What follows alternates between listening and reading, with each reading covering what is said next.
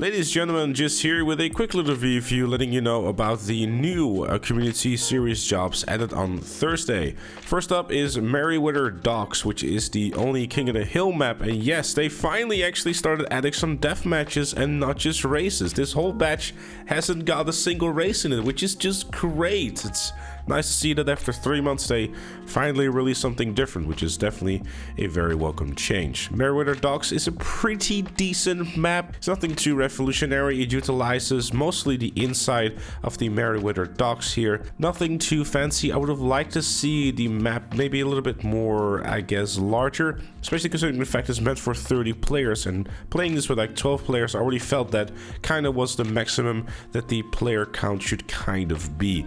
Stretching this to 16, might start seeing it with some more flaws. I think if you were to bring this up to like a 14 type of thing, where you have a 4v4v4, that's when stuff might become a little bit more interesting, but overall I feel that the map is definitely going to be way too small for 30 players. Second up is the Gtamen map, which is arguably the better map out of the bunch here too. It's a typical destruction derby type of map with taxis as well as the Surge in the opposing team. The Surge kind of feels like it has the upper hand in this one, primarily speaking because it's an electric vehicle, so the acceleration is by far going to be a lot better than the taxi, though I don't really see too much issue in terms of balance from what I've played, at least in a more of a public lobby type of setting. 30 players in this though is undoubtedly going to cause quite a bit of chaos, but I think generally speaking that's kind of what you're looking for with this kind of map.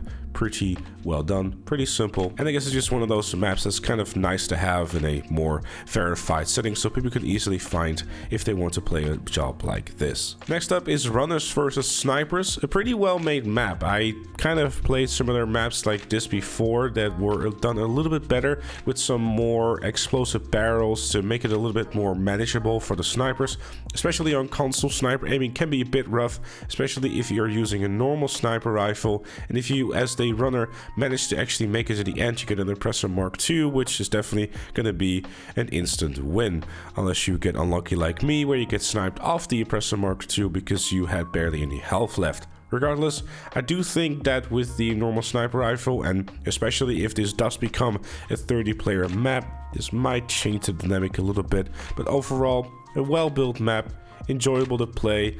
I know a lot of you probably have played something like this before, but again, just like with the Deconstruction Derby, it really is one of those maps that you kind of want to have within this kind of verification thing, so you can give people an option to play them without having to go out of the way to look for them. Which is undoubtedly also going to apply for a few more other jobs in this batch, like Wet n Wild RVI, which is of course an RPG versus Insurgent type of a map, which, well, the only real issue I have with this is the fact that the orange team is able to get to the platform a little bit quicker than the green team. Generally speaking, I've played this too many times before.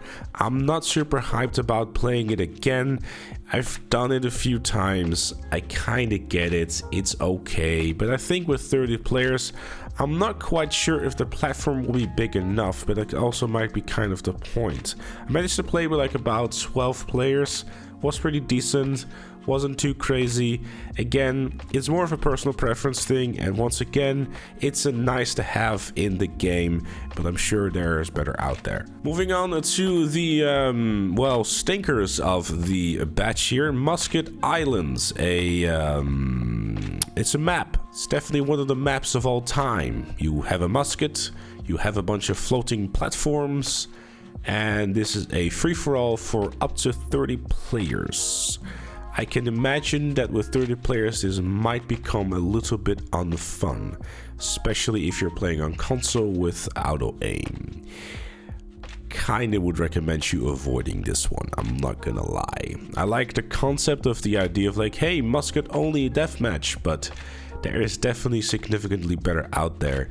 I'd personally say give this one a skip. It's rather messy, it's rather unfun. And last but certainly not least is Blood Forest. Now the vibe of this map is undoubtedly really cool. The smoke with the trees and everything, and I can see that the concept of this really was to have that smoke mask the other enemies inside of the map. In that regard it does work well, but there's a few issues that I have, mostly from a core game perspective that the creator possibly couldn't do anything about. The reason as to why is very simple. If you play on console and you got that assisted aim going on, you can just lock on through the smoke. The second issue is the fact that if you were to play this on Xbox One or on PlayStation 4, your frames are undoubtedly going to be taking a significant hit because of all the smoke. If there's one thing that this engine doesn't like, is when there's a bunch of smoke going on. Now on PlayStation 5 and Xbox Series X and PC, I'm sure you'll be alright.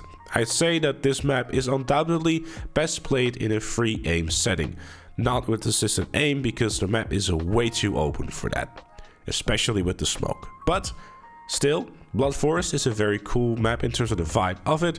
Definitely would have been nice to more release around the Halloween theme rather than in mid-November. But regardless, pretty nice map.